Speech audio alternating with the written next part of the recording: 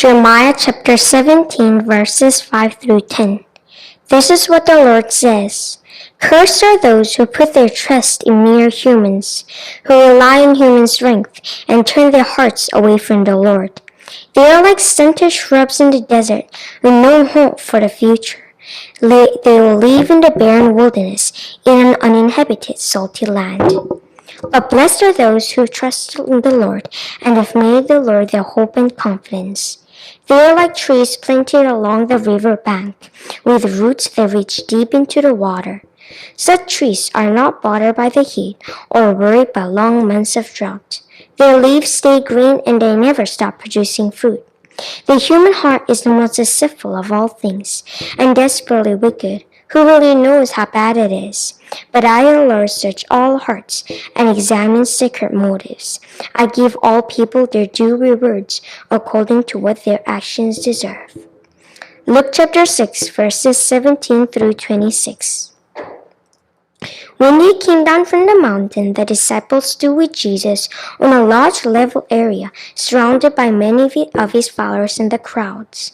There were people from all over Judea and from Jerusalem, and from as far north as the seacoast of Tyre and Sidon. They had come to hear him and to be healed of their diseases. And those troubled by evil spirits were healed. Everyone tried to touch him because healing power went out from him, and he healed everyone. Then Jesus turned to his disciples and said, God bless you who are poor, for the kingdom of God is yours. God bless you who are hungry now, for you will be satisfied. God bless you who weep now, for in due time you will laugh. What blessings await you when people hate you and exclude you and mock you and curse you as evil because you follow the Son of Man? When that happens, be happy. Yes, leap for joy, for a great reward awaits you in heaven. And remember, their ancestors treated the ancient prophets that same way. What sorrow awaits you who are rich, for you have your only happiness now. What sorrow awaits you who are fat and prosperous now, for a time of awful hunger awaits you. What sorrow awaits you who laugh now, for your laughter will turn to mourning and sorrow. What sorrow awaits you who are praised by the crowds, for their ancestors also praised false prophets.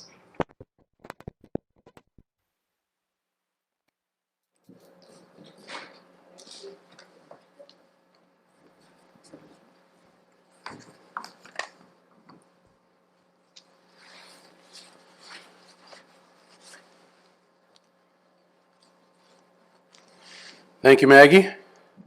May the Lord bless the reading of his word. So our passage this morning is sometimes called the Sermon on the Plain, and you've probably heard of the Sermon on the Mount or the Beatitudes. The Sermon on the Mount actually takes place in Matthew. And Luke's version of the story is a little different. It takes place at a different point in Jesus' ministry. It takes place apparently on flat land instead of on the mountain itself. Luke has includes less in the account of the actual sermon. And we could ask ourselves, are they the same story and one of the authors just wrote it differently? But when you think about it, the idea that Jesus would have preached the same sermon more than once isn't a stretch at all, right? He's traveling around and he has pretty much the same message for everyone. He says it in different ways. But the idea that Luke has recorded one version of this message and at one point in Jesus' ministry and that Matthew has recorded another is not a big mystery or stretch. It's probably just the way it happened. But the beginning of our passage this morning goes, when they came down from the mountain, which gives us an indication of where and when and how things are happening, but also lets us know that there's more to this story that took place right before what we read this morning, right?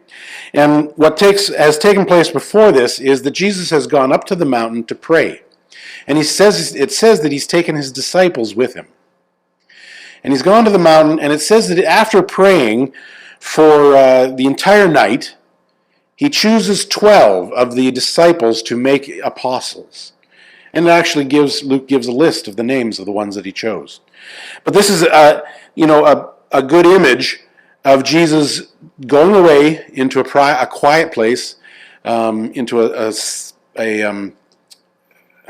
somewhere solitary, taking his disciples with him and giving them the example of praying. And it has him praying all night to prepare for this job of choosing the 12. And when he's done, they come down from the mountain, it says. So they come down to a level place. And there were people from all over Judea and from Jerusalem and from as far north as the seacoasts of Tyre and Sidon. And what this does is it tells us a couple of things. It tells us that the crowd is growing, that people are hearing, that people are coming from far and wide. But it also has this other little bit in there. You see, by saying all over Judea, it's saying that people are coming from all over the area in which Jesus might be ministering in. Judea, in this context, probably refers to all of the area around Jerusalem as well as the Galilean area. And then it says they also came from Jerusalem, which is in Judea, so why would we need to mention Jerusalem? Well, it's probably being mentioned because if you were to go back to the chapter previous to this one, if you go back before Jesus went up the mountain, you'll find that there's a number of stories where Jesus is having exchanges with Pharisees and teachers of the law and people who represent the religion of the Israelite people. And Jerusalem is the center of the religion. And Jerusalem will become the center of opposition to Jesus' ministry. So we make sure that we know that there are people from the holy city as well that have come out to hear Jesus, whether they're the religious people who have come to see what fault they can find, or whether they're people who live in the center of God's holy city and still are drawn to Jesus. And then finally, we have the areas of Tyre and Sidon, as far north, it says, as the cities at seacoasts of Tyre and Sidon. Well, Tyre and Sidon are actually primarily Gentile areas. And in Jesus, one of his first messages that we read about when he was in his hometown of Nazareth, you remember that he mentions that the prophet went to a widow in Tyre, and talks about, weren't there any widows in Jerusalem or in Israel? And it seems like Luke wants to make sure that we remember that there's this thread throughout the entire Gospel and Acts that's leading to the idea that this message of Jesus will reach even to the Gentiles. So we don't know whether there were Gentiles in this crowd, but there were people from that area, and there may well have been Gentiles too that came to hear from him. So that sets the scene for the message. And it says that they came to hear him and to be healed, and that he healed everyone. So, first off, always in the stories, or almost always in the stories of Jesus, there are the two components. The people didn't just come for healing. They came for healing and to hear what message he had. They wanted to know what it was that this great holy man had to say. And so they've come for both. But then it says that he healed everyone. And it even says that they were crowding him and trying to touch his garments because his power would flow out of him. And that's reminiscent of the story of the woman who has the bleeding disease, and she comes and touches Jesus' cloak in the crowd, and Jesus turns and wants to know who's done it, and they're like, what? But it's an odd thing to think of, that all they have to do is touch his clothes and they might be healed. That's how much power it appears to be flowing through Jesus at this point in his ministry, which is pretty awesome. And so this is what's going on. People are coming for both healing and to hear, and Luke tells us that he did all the healing that needed to be done. And then Jesus turns to his disciples and said, well, we could read that to mean that Jesus is only talking to his disciples. And it's important to what follows can take on different meanings if we think of it as just his disciples or if we think of it as the whole group. But we should know that there's no way that in a setting like this, where the people have come to listen and where they've had their healing, that even if Jesus turns and wants to talk to his disciples, there's no way in which everybody else isn't going to be listening in, right? This does happen sometimes in the Gospels where it says Jesus speaking to his disciples, but we believe from the setup of the way the Gospel writer tells the story, we're intended to understand that the disciples are the first audience, but that the rest of the people around are listening to this too. That they're there to hear what he has to tell his disciples. There are other times when it talks about him taking the disciples aside, like when he tells a parable and then it says later in the house he told them what it meant. Then the writer wants us to clearly understand that that was just for the disciples. But this message, what he has to say, is probably for everybody, but primarily the disciples. God blesses you who? Well, God blesses you would probably be more accurately rendered as you are blessed by God.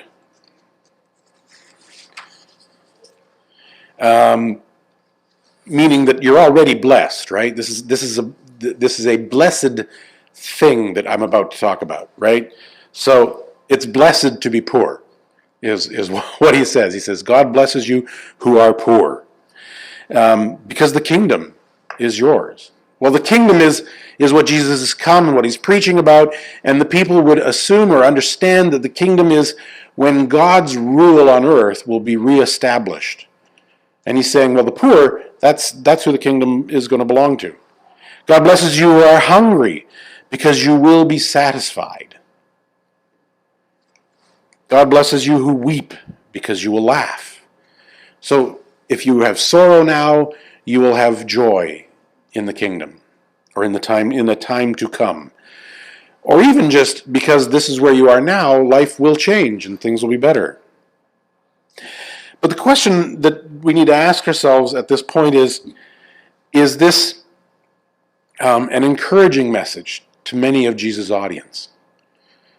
We read things like we call them the Beatitudes, right? That more accurately represents the passage in Matthew, but the blessedness, we read these things and we think of them as being encouraging, obviously, right? Because if you're poor, well, you get to inherit the kingdom. If you're hungry, you'll be fed. If you weep, you'll have joy. Those are comforting ideas. But to Jesus' audience, if they're poor, they're poor. And poor, again, I should mention, in this context, does not just mean money, right? This is a society in which there isn't a lot of money. Most people don't have money. They don't have bank accounts. They don't have, loose change and stuff. They may have a little bit of coin that they guard carefully. But in this society, you survive by having food. And, whether or not you are rich has a lot to do with food security. But it also has to do with honor. And again, never forget that that's one of the most important things in their society. So when it talks about people who are rich, and we'll see that later down, it means people who are honored in their society. And often that includes worldly wealth or blessings, as we might call them. But sometimes not. And more importantly, not everyone who has wealth has honor. So somebody like Zacchaeus, the tax collector, he apparently has wealth because he puts on this big dinner and stuff, and I think it even mentions that he has money. Not all tax collectors were rich, just so you know. But as a tax collector, even if he was rich, he would not be he would still be what would be called the poor, because he's on the outer edges of his society. He is shunned by the rest of the Israelites, by the Jewish people, because he's a tax collector and he collaborates with Rome. That makes him evil somehow. Blessings await when people hate, exclude, mock, and curse you. Wow. Now it's getting a little more real, right? When we said you're blessed because you will get fed and you're blessed because you will have joy, that's encouraging, right? But Jesus goes on to say that blessings await when people hate you and exclude you and mock you and curse you. It's getting a little more difficult. This blessing thing is starting to become something not as nice. And look at those words and try to remember what we keep saying about the society they live in and what's important to them. Prime importance. It has to do with honor. It has to do with belonging. It has to do with connection to your community. Being hated, being excluded, being mocked, being cursed, these are all signs of being not part of the community. These are all things that happen to destroy honor. These are all the things that earmark the people who are on the fringes, the outcasts, the despised, the hated, right? And it says that blessings will await when you have those things. But also, it's important to ask ourselves, well, why is it that those things happen? It doesn't just say that blessings await if that's the way you're treated. It says blessings await if you're treated that way because you follow the Son of Man. And this is kind of like in the middle of the whole story.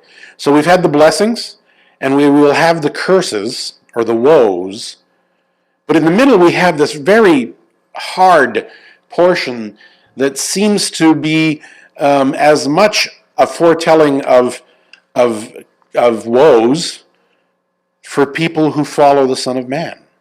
That's Jesus, by the way. Yeah. You're not blessed if you're hated and excluded and mocked and cursed because of your belief, or because you're annoying about your belief, or because you try to impose your beliefs on other people. You're blessed for those when those things happen to you, if they happen because you follow the Son of Man. So if you want to know what that looks like, you have to read the Gospels and see what Jesus does. See what Jesus' life is all about. And it's about, of course, reaching the people who are hated, excluded, mocked, and cursed. And so, of course, if we're those people, if we're following Jesus' example to love those people, to include the excluded, to build back up the honor of the people who have been mocked and cursed, we will too become hated and excluded and mocked, because that's the way the world works, and that's kind of what Jesus is doing here. Is part of what this whole message is about, is highlighting that the world doesn't work the way the kingdom is supposed to work. And the other half of that, of course, is the sorrows.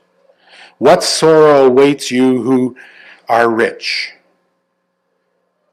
Now, in our society, we would read that just the way it sounds, right? In Jesus, it's as much about, again, honor.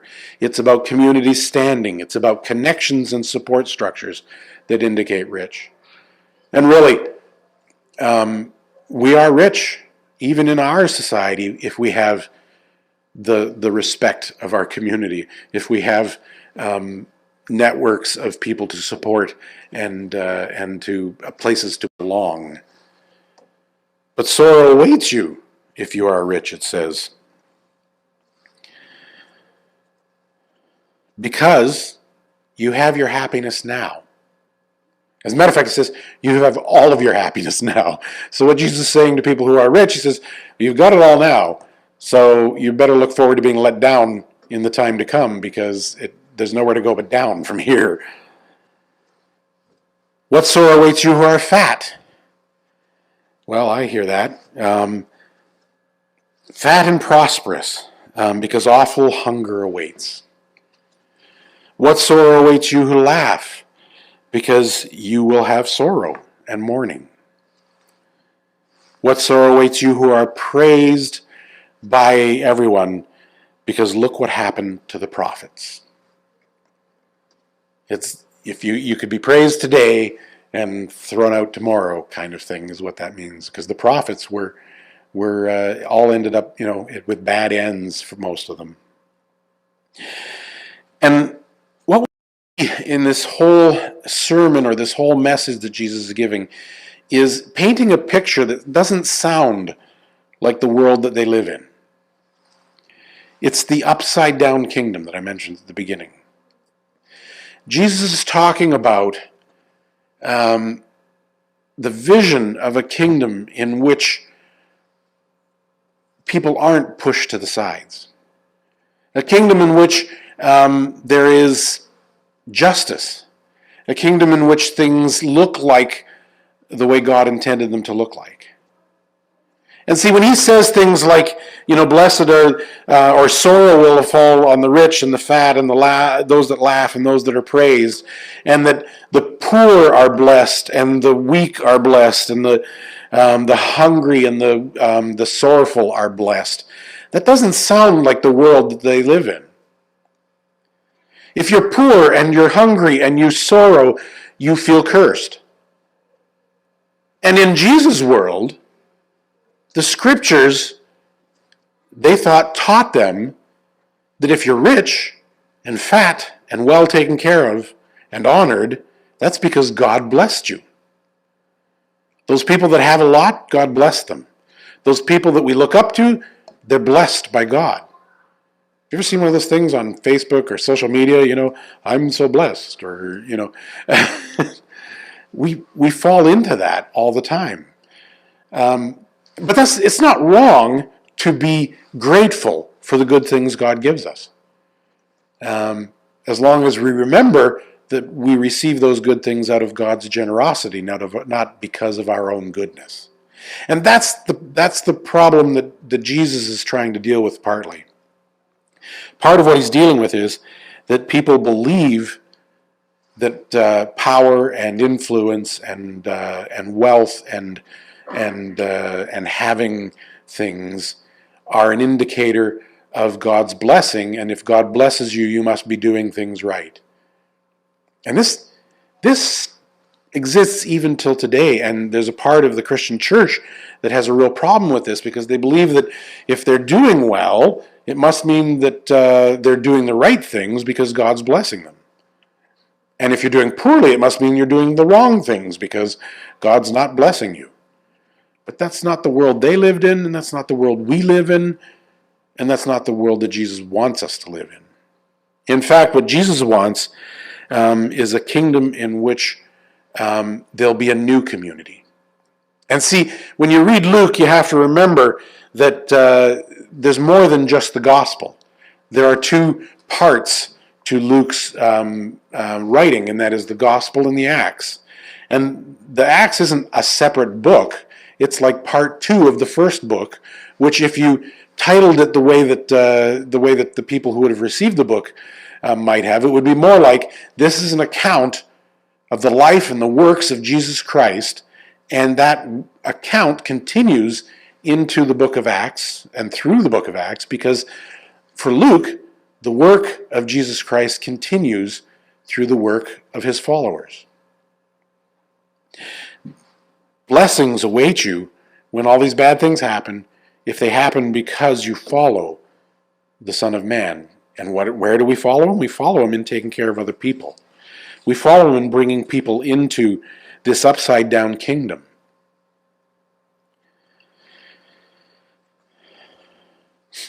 In the early Jesus community that we see in the book of Acts, and we see this also in Paul's letters, many who were on the outside became part of a new community and family. So people who had been cut off, people who had been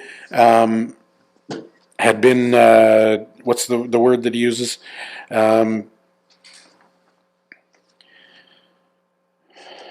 now I've lost it. Cursed, excluded, mocked, all of that. They've lost their community.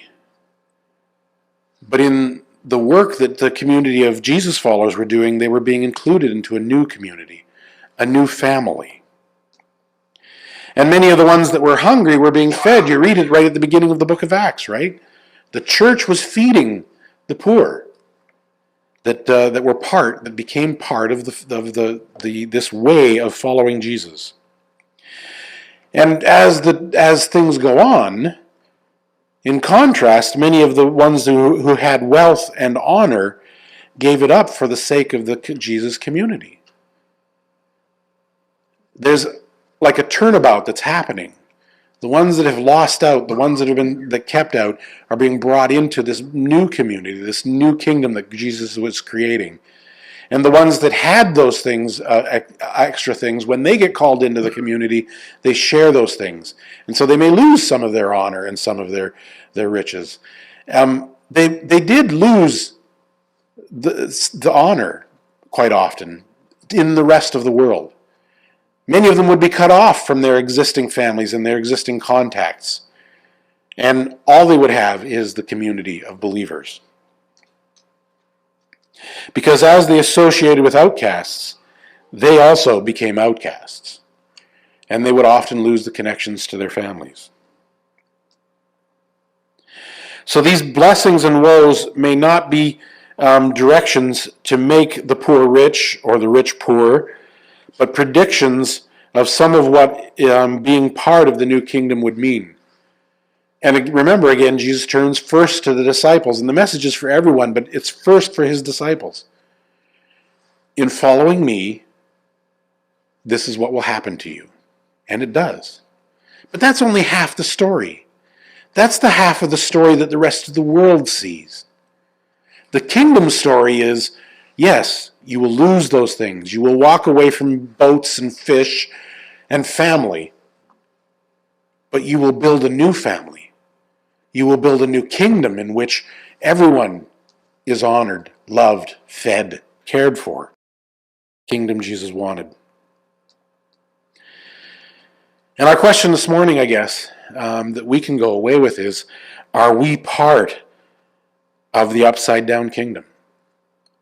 Because sometimes it looks, when we look around at church and church people and things like that, it often looks like we're not really all that upside down. We're not even often that different from all the people around us. And that creates a challenge when we're trying to spread Jesus' word and his gospel. And too often, the church gets hung up on trying to make the differences about the things that you are allowed to or not allowed to do. We get too hung up on trying to sort out other people's moral compasses and how they live, rightly or wrongly, instead of feeding the poor, welcoming the excluded, taking away the curse, whatever that curse is. Jesus' love is what makes us followers of Jesus and members of his upside down kingdom. And I guess the question I've been struggling with, especially over the last couple of years, is what does that look like in the new world? Because believe it or not, we are in a different world than we were 50 or 100 years ago. The world is changing. Technology has changed our world. The way people understand how our world works and things like that is changing and has been changing for quite a long time, our world. And the people that we would like to see introduced to Jesus, a lot of them, especially people younger than myself, they view the world completely differently than what I grew up with. Completely differently. We don't always see it, but it's there. And so the question is, what does the upside down kingdom look like for them?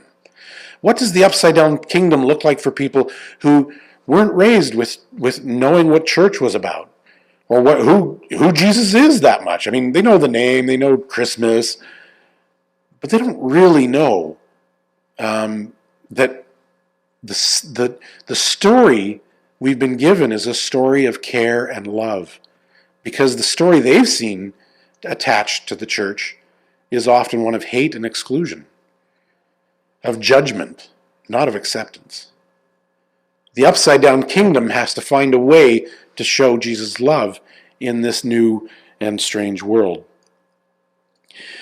There are church communities. If you were to talk to someone like Jared from the Free Methodist Church, who's in charge of church planting, and have him tell you, or go, they had some of those stories on the website, but it's difficult to navigate the National Church's website, I'm afraid. If you have an opportunity to hear any of those stories, there are people doing some really strange things in church planting. To many church people, they seem weird and odd. I got to be a part of a little bit of that at Ecclesiacs in Ottawa, because it had a church plant that had a lot of really weird and strange things, and some of those things worked and some of them didn't. But see, that's the way church planting works in the 21st century, is you try things and you see what works and you see what doesn't. But the people that are doing those really weird and strange things, these are people who have been called by God to go out and be part of an upside-down kingdom. And the sad thing is that in the Western church, at least, I don't know about the rest of the world, but in North American churches, quite often the established North American church are the ones that are hating and excluding and cursing the Christians who are doing things different and completely new and upside down to our way of thinking. They're being excluded for following where Jesus has led them. They're being cursed and called blasphemers, or they're being treated like as if they're not part of the kingdom. And in fact, quite often, they're closer maybe to Jesus and following what Jesus is leading than a lot of the church. Certainly than the ones that are cursing them. And so what I'm going to leave you with this morning is a challenge to pray for those kinds of work. You may not know who they are. You may not know anything about them. If you're interested, I can probably help you find some links to some of what's going on. But pray for the church that is trying to do things differently and are just desperately trying to make sure that the people who would never come to a church like ours will still hear about Jesus. And maybe pray for the people who are trying to change the churches that have gotten stuck in a rut, or the ones that are having a hard time reaching their own neighbors.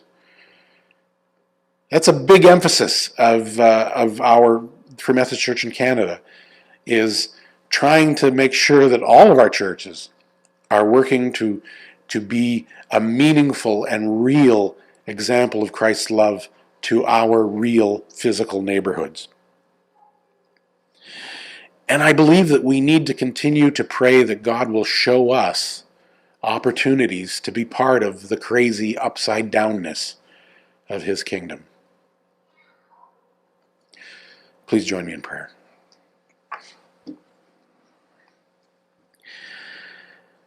Dear Jesus,